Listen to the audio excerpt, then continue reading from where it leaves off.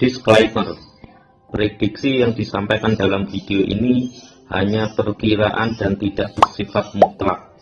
Video ini bertujuan untuk edukasi, bukan ajakan atau saran ilegal trading dan investasi. Semua aktivitas trading harus dilakukan secara mandiri dan tanpa paksaan.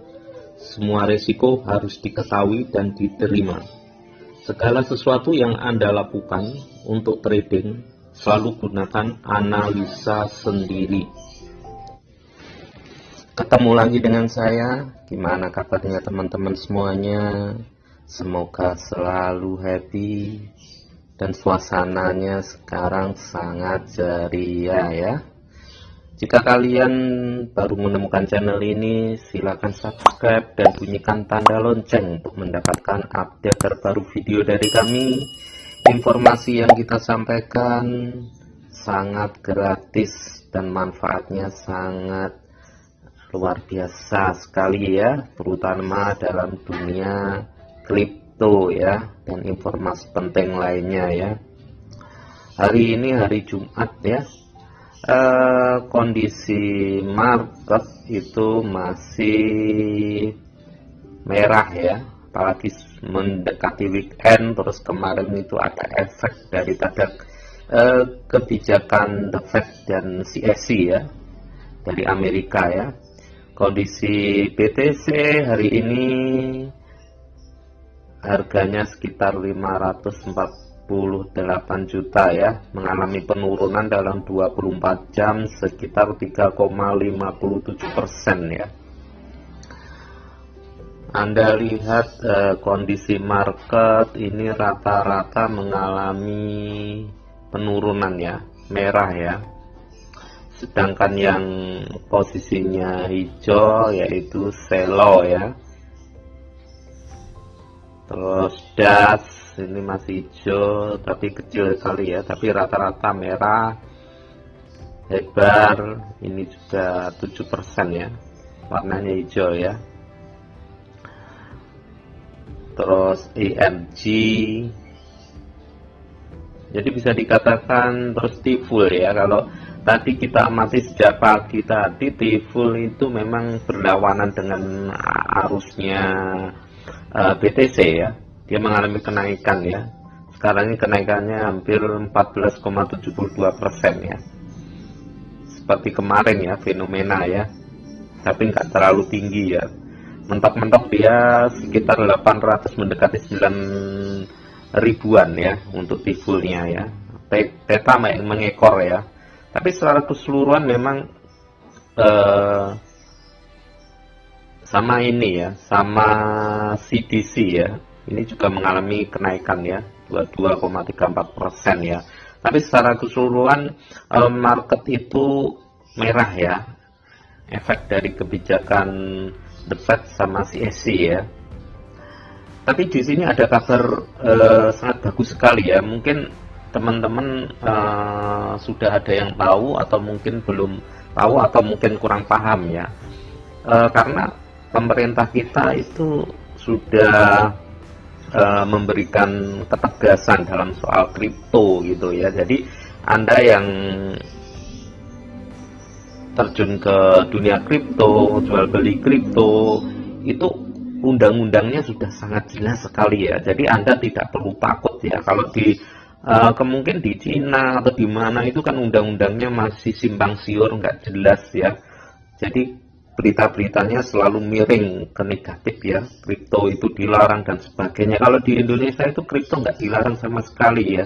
Jadi kita aman, kita tenang dalam trading ya.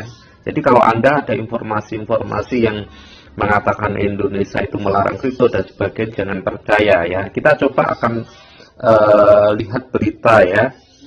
Ini beritanya saya ambilkan dari Cointelegraph ya. Staf Bank Sentral Indonesia untuk menegakkan larangan pembayaran kripto. Kita bacakan secara lengkap, nanti kita ulas, kita detailkan ya. Jadi Anda lihat video ini secara lengkap, jangan di skip ya. dengan sepotong-sepotong agar Anda tahu bahwa memang pemerintahan Indonesia benar-benar support kripto ya, tidak melarang sama sekali kripto ya. Bank Sentral Indonesia mengirimkan pengawas untuk memastikan lembaga keuangan lokal tidak menentang larangan nasional pembayaran kripto ya. Gubernur Bank Sentral Indonesia Peri Warjio mempolitisasi pengawas resmi untuk menegakkan larangan negara terhadap lembaga keuangan yang menggunakan aset kripto sebagai alat pembayaran ya. Ini garis bawahi ya. Yang dilarang di Indonesia yaitu sebagai alat pembayaran ya. Undang-undang di Indonesia itu hanya mengenal alat pembayaran yaitu rupiah. Di luar rupiah itu nggak perbolehkan ya. Seperti kemarin kasusnya dinar yang di Bogor kalau nggak salah itu ya. Itu kan ada market itu jual beli itu dinar, itu nggak boleh. Jadi yang dilarang di sini adalah alat pembayarannya ya. Jadi contohnya saya jualan HP dibayar pakai Bitcoin atau Cardano atau Ethereum, itu nggak boleh. Bolehnya gimana? Bolehnya Ethereum, BTC itu dirupiahkan dulu, hasil dari rupiah baru dibelikan HP, itu bisa, nggak masalah gitu ya. Jadi kalau langsung Anda beli HP pakai Ethereum langsung atau Bitcoin langsung, itu nggak boleh gitu ya, harus dirupiahkan dulu ya. Dalam seminar virtual pada Selasa ya, tanggal 15 Juni, ini beritanya masih baru, cuma sebenarnya peraturan ini sudah lama gitu ya. Tapi banyak orang yang tidak paham, dikira di Indonesia itu ada pelarangan kripto. Yang dimaksud sebenarnya larangan sebagai alat alat pembayaran gitu ya.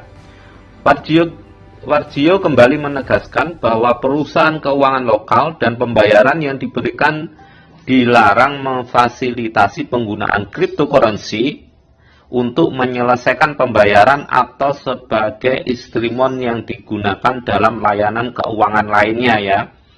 Jadi nggak boleh kita, bank manapun, terus individu, perusahaan nggak boleh menggunakan alat pembayaran untuk cryptocurrency ya. Semua cryptocurrency itu dipakai untuk alat pembayaran, nggak boleh ya.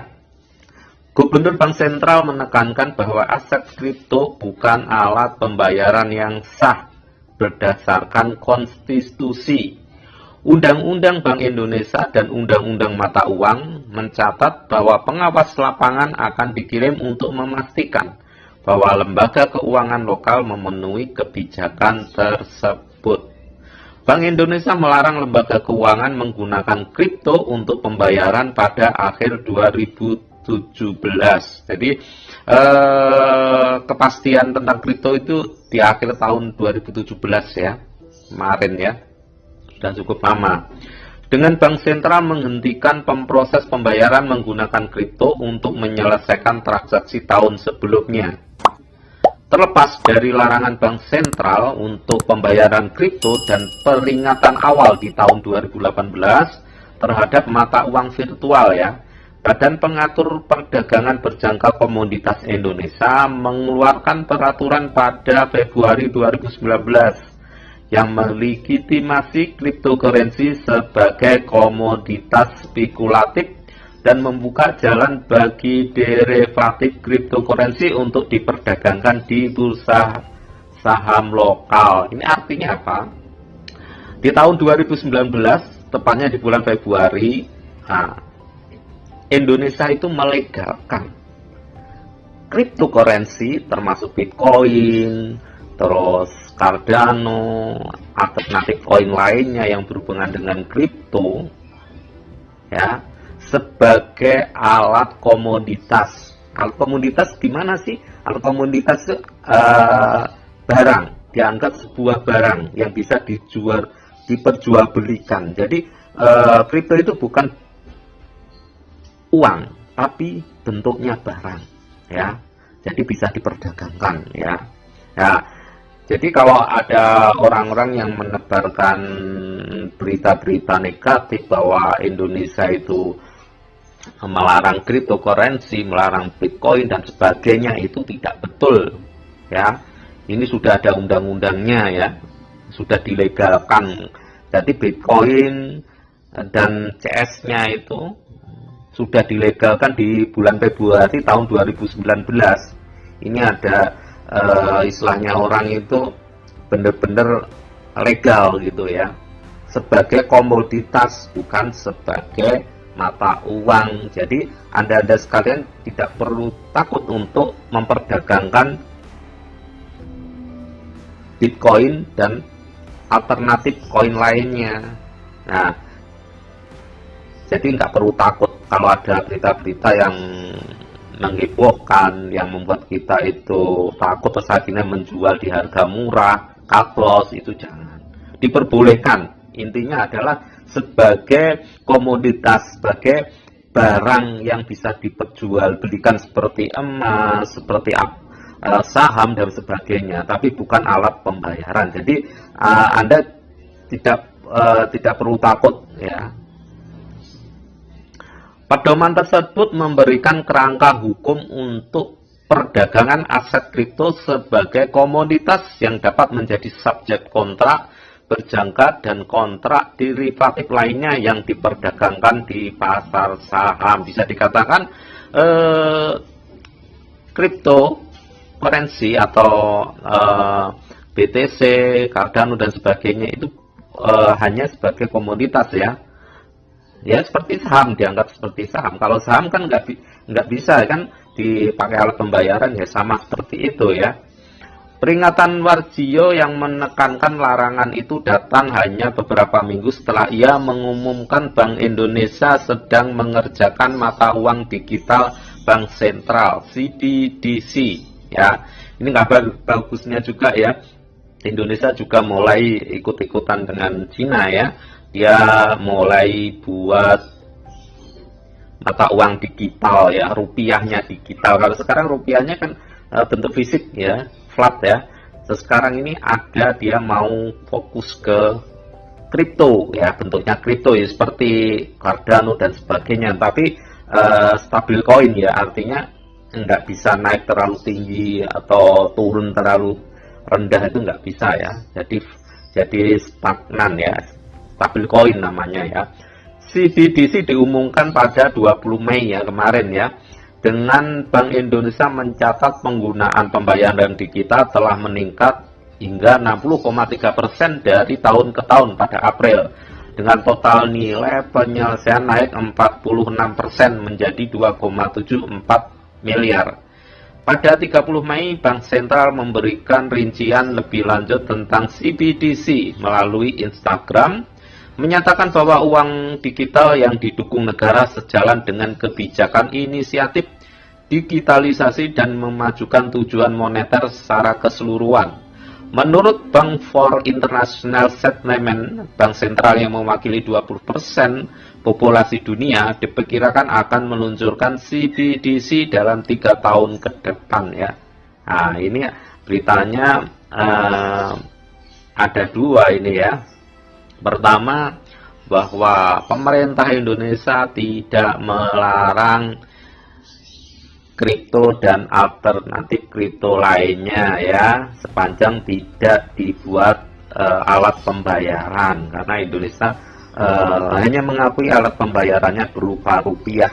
Jadi dia melegalkan, meresmikan bahwa Bitcoin dan alternatif koin atau kripto itu sebagai komoditas, sebagai barang yang bisa diperjualbelikan seperti saham dan komoditas lainnya. Dan kabar kedua yaitu Indonesia mensupport kripto. Dia mau membuat rupiah digital, ya. Itu kapannya kita belum tahu ya pastinya ya, mungkin sekarang sedang digodok, tapi pengumuman resminya yang tadi sudah dijelaskan di bulan Mei kemarin, sudah dijelaskan rencana BI mau buat kripto ya. Jadi Anda-Anda yang terjun di kripto, jadi tidak perlu takut ya tentang informasi simpang siur tentang pelarangan kripto di Indonesia ya. Itu aja informasi yang bisa saya sampaikan. Jika kalian belum memiliki akun Lidodax dan pengen trading di akun Lidodax, Anda bisa lihat deskripsi di bawah. Anda bisa daftar lewat link kami. Jika kalian belum subscribe, silahkan subscribe dan bunyikan tanda lonceng untuk mendapatkan update terbaru video dari kami. Kami akan selalu update setiap harinya. Dan setiap kali Anda melihat video ini, jangan lupa ya untuk selalu like jempolnya, komentar, dan video ini bisa Anda share ke sosial media yang Anda miliki dan ke grup-grup yang Anda miliki. Siapa tahu video ini bisa lebih bermanfaat bagi banyak orang ya. Itu aja informasi kita sampaikan, dan semoga selalu beruntung dan selalu sukses.